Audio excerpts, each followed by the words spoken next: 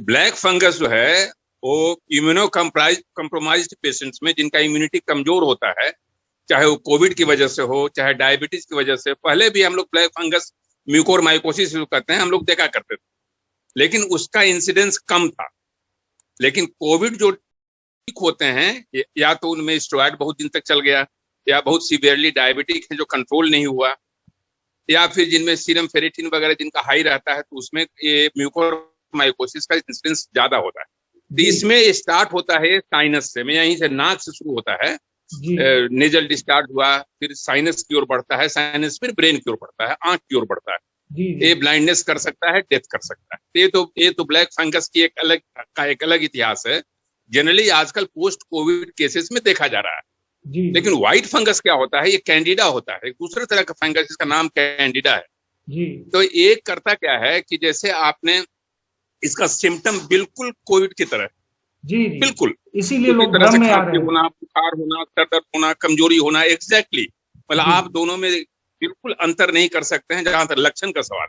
दोनों के उपचार अलग अलग हैं।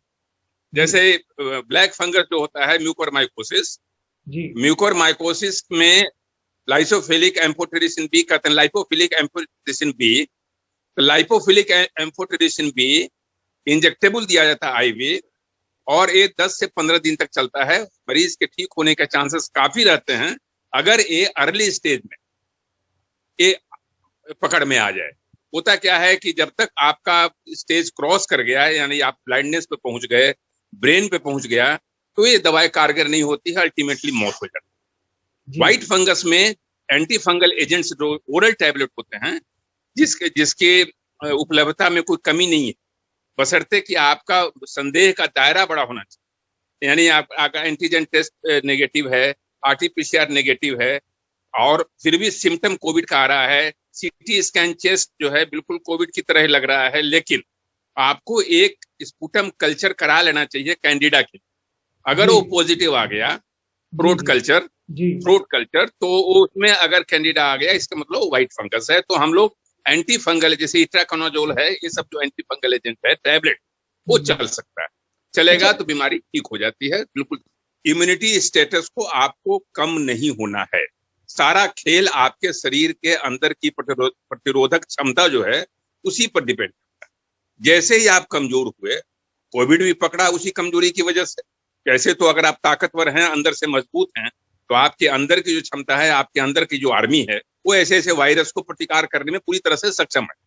लेकिन अगर आप कमजोर हो गए, डायबिटीज हो गया, या कैंसर है, या किडनी पेशेंट हैं, किसी भी तरह से आपका इम्यूनिटी अगर कमजोर है और आपको कोविड भी साथ में हो गया है, तो कोविड के ठीक होने के बाद भी आप महफूज नहीं है। आप अपने को जैसे ही नाक से डिस्चार्ज आना शुरू हो जाए, कुछ ब्लैक डिस्चार्ज हो जाए, आपको जबड़े में दर्द होने लगे, आंखों में कुछ दर्द हो जाए, तुरंत डॉक्टर से सलाह लीजिए।